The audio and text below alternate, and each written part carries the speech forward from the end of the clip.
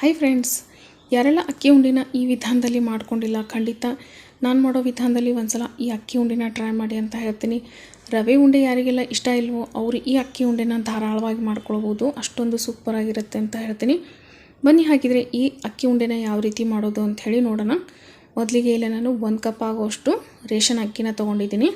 ಚೆನ್ನಾಗಿ ಇದನ್ನು ಒಂದು ಕಾಟನ್ ಬಟ್ಟೆಯಿಂದ ಮೇಲ್ಗಡೆ ಧೂಳನ್ನೆಲ್ಲ ಒರೆಸ್ಬಿಟ್ಟು ತೊಗೊಳ್ಬೇಕಾಗತ್ತೆ, ಕ್ಲೀನ್ ಮಾಡಿಬಿಟ್ಟು. ಇವಾಗ ಇದನ್ನು ಮೀಡಿಯಮ್ ಫ್ಲೇಮ್ನಲ್ಲಿ ಇಟ್ಕೊಂಡು ಚೆನ್ನಾಗಿ ಹುರ್ಕೊಳ್ಬೇಕು. ಅಕ್ಕಿ ವಾಸನೆ ಪೂರ್ತಿ ಹಸಿ ಏನಿರುತ್ತಲ್ವ ಅದು ಹೋಗಬೇಕಾಗತ್ತೆ, ಆವಾಗಲೇ ಈ ಅಕ್ಕಿ ಉಂಡೆ ತಿನ್ನೋಕ್ಕೆ ಸೂಪರಾಗಿರುತ್ತೆ ಅಂತ ಹೇಳ್ತೀನಿ. ನೋಡಿ, ಅಕ್ಕಿ ಹುರಿತಾ ಬಂದಂಗೆ ಕಲರ್ ಎಲ್ಲ ಚೇಂಜ್ ಆಗುತ್ತೆ. ಈ ಅಕ್ಕಿನ ನಾವು ಲೈಟ್ ಗೋಲ್ಡನ್ ಕಲರ್ ಬರಬೇಕು ಅಲ್ಲಿವರೆಗೆ ಹುರ್ಕೊಳ್ಬೇಕಾಗತ್ತೆ. ಮೀಡಿಯಮ್ ಫ್ಲೇಮ್ ಅಥವಾ ಲೋ ಫ್ಲೇಮ್ನಲ್ಲಿ ಇಟ್ಕೊಂಡು ಚೆನ್ನಾಗಿ ಫ್ರೈ ಮಾಡ್ಕೊಳ್ಬೇಕಾಗತ್ತೆ. ಇವಾಗ ನೋಡಿ ಪೂರ್ತಿಯಾಗಿ ಇದನ್ನು ಫ್ರೈ ಮಾಡ್ಕೊಂಡಿದ್ದೀನಿ. ನೋಡ್ತಾ ಇರ್ಬೋದು ನಿಮಗೆ ಅಕ್ಕಿ ಕಲರೆಲ್ಲ ಪೂರ್ತಿಯಾಗಿ ಚೇಂಜ್ ಆಗಿದೆ. ಇವಾಗ ನೋಡಿ ಪೂರ್ತಿಯಾಗಿ ಫ್ರೈ ಆದಮೇಲೆ ಇದನ್ನು ಗ್ಯಾಸ್ ಫ್ಲೇಮ್ನ ಆಫ್ ಮಾಡಿ ಇದನ್ನು ತಣ್ಣಗಾಗಲಿಕ್ಕೆ ಬಿಡಬೇಕಾಗತ್ತೆ. ಇದು ಪೂರ್ತಿಯಾಗಿ ತಣ್ಣಗಾಗಬೇಕು. ನೀವೇನಾದರೂ ಇದನ್ನು ಜಾಸ್ತಿ ಕ್ವಾಂಟಿಟಿಲಿ ಮಾಡ್ತೀನಿ ಅಂದರೆ ಅಕ್ಕಿನ ಪೂರ್ತಿ ಎಲ್ಲ ಹುರಿದ್ಬಿಟ್ಟು ತಣ್ಣಗಾದ್ಮೇಲೆ ಇದನ್ನು ಮಿಲ್ಲಿಗೆ ಹಾಕಿಸ್ಕೊಂಬರ್ಬೋದು ಹಿಟ್ಟನ್ನ. ನಾನಿಲ್ಲಿ ಸ್ವಲ್ಪ ಕ್ವಾಂಟಿಟಿಲಿ ಮಾಡ್ತಾಯಿದ್ದೀನಿ, ಅದಕ್ಕೆ ನಾನು ಮನೆಯಲ್ಲೇ ಮಿಕ್ಸಿಲೇ ಹಾಕ್ಕೊಳ್ತಾಯಿದ್ದೀನಿ. ಇದು ಪೂರ್ತಿ ತಣ್ಣಗಾಗಬೇಕು, ಆವಾಗಲೇ ಇದನ್ನು ಮಿಕ್ಸಿಗೆ ಹಾಕಿ ರುಬ್ಕೊಳ್ಬೇಕಾಗತ್ತೆ. ಇದಕ್ಕೆ ನಾನು ಒಂದು 4 ಏಲಕ್ಕಿನ ಸೇರಿಸ್ಕೊಳ್ತಾ ಇದ್ದೀನಿ, ಫ್ಲೇವರ್ ಚೆನ್ನಾಗಿರುತ್ತೆ. ಇವಾಗ ನೋಡಿ ಇದನ್ನು ಹಿಟ್ಟನ್ನ ರೆಡಿ ಮಾಡ್ಕೊಂಡಿದ್ದೀನಿ. ನಾವು ಮಿಕ್ಸಿಲಿ ಎಷ್ಟೇ ಹಾಕಿದರೂ ಹಿಟ್ಟು ಕೆಲವೊಂದು ಸಲ ಸ್ವಲ್ಪ ದಪ್ಪನೇ ಉಳಿದಿರುತ್ತೆ, ಅದಕ್ಕೆ ಇವಾಗ ನಾನು ರೆಡಿ ಮಾಡ್ಕೊಳ್ತಾ ಇದ್ದೀನಿ. ನೀವು ಬೇಕಿದ್ರೆ ಅಕ್ಕಿ ಹಿಟ್ಟನ್ನು ಡೈರೆಕ್ಟಾಗಿ ಯೂಸ್ ಮಾಡ್ಕೊಂಡು ಕೂಡ ಮಾಡ್ಕೊಳ್ಬೋದು. ಅಕ್ಕಿ ಹಿಟ್ಟು ಸ್ವಲ್ಪ ಹುರಿದ್ಬಿಟ್ಟು ಹಾಕ್ಕೊಳ್ಬೇಕಾಗತ್ತೆ. ಇವಾಗ ನೋಡಿ ಇದನ್ನ ರೆಡಿ ಮಾಡ್ಕೊಳ್ತಾ ಇದ್ದೀನಿ. ನೋಡ್ತಾ ಇರ್ಬೋದು ಚೆನ್ನಾಗಿ ಪೂರ್ತಿಯಾಗಿ ರೆಡಿ ಮಾಡ್ಕೊಂಡಿದ್ದೀನಿ. ಇದನ್ನು ತೆಗೆದುಬಿಡೋಣ. ನೋಡಿ ಇವಾಗ ನೈಸ್ ಆಗಿರೋಂಥ ಅಕ್ಕಿ ಹಿಟ್ಟು ನಮಗೆ ರೆಡಿಯಾಗಿದೆ.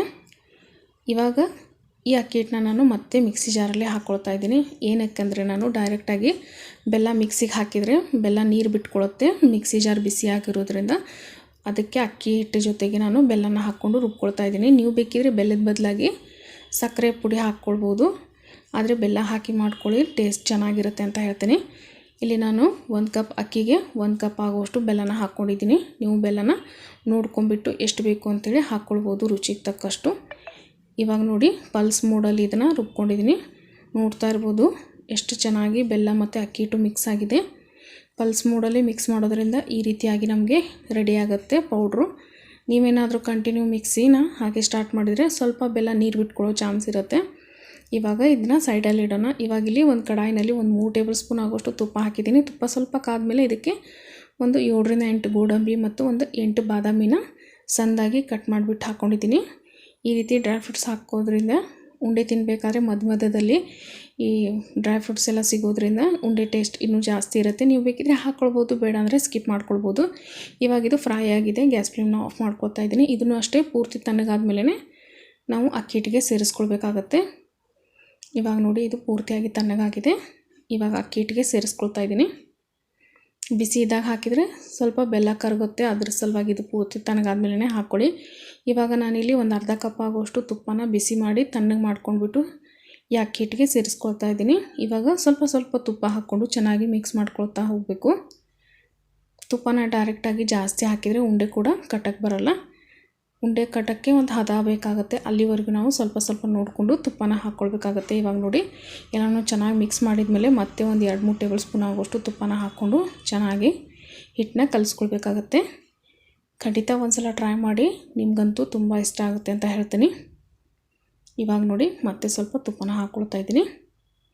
ಯಾರೆಲ್ಲ ಹೊಸದಾಗಿ ಚಾನಲ್ನ ನೋಡ್ತಾ ಇದ್ದೀರಾ ದಯವಿಟ್ಟು ಚಾನಲ್ನ ಸಬ್ಸ್ಕ್ರೈಬ್ ಮಾಡ್ಕೊಂಡು ನೋಡಿ. ವಿಡಿಯೋ ಇಷ್ಟ ಆದರೆ ಒಂದು ಲೈಕ್ ಕೊಟ್ಟು ಹೆಚ್ಚಿನ ಸಪೋರ್ಟ್ ಮಾಡಿ ಅಂತ ಕೇಳ್ತೀನಿ. ಹಾಗೆ ನೀವು ಕೂಡ ನಿಮ್ಮ ಫ್ಯಾಮಿಲಿ ಫ್ರೆಂಡ್ ಜೊತೆ ಈ ವಿಡಿಯೋಗಳನ್ನ ಶೇರ್ ಮಾಡ್ಕೊಳ್ಳಿ. ಈ ಮುಖಾಂತರನೂ ನಮ್ಮ ಚಾನಲ್ಗೆ ಇನ್ನೂ ಹೆಚ್ಚಿನ ಸಪೋರ್ಟ್ ಮಾಡಿ ಅಂತ ಕೇಳ್ಕೊತೀನಿ. ಕೈಯಿಂದ ಸ್ವಲ್ಪ ಮುದ್ದೆ ರೀತಿ ಮಾಡ್ಕೊಂಡು ನೋಡಿ.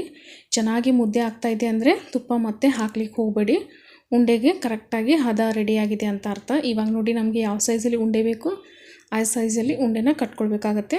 ನೋಡ್ತಾ ಇರ್ಬೋದು ಎಷ್ಟು ಈಸಿಯಾಗಿ ಉಂಡೆಗಳು ರೆಡಿ ಆಗ್ತಾಯಿದೆ. ತಿನ್ನೋಕ್ಕಂತೂ ಟೇಸ್ಟ್ ಸೂಪರಾಗಿರುತ್ತೆ ಅಂತ ಹೇಳ್ತೀನಿ.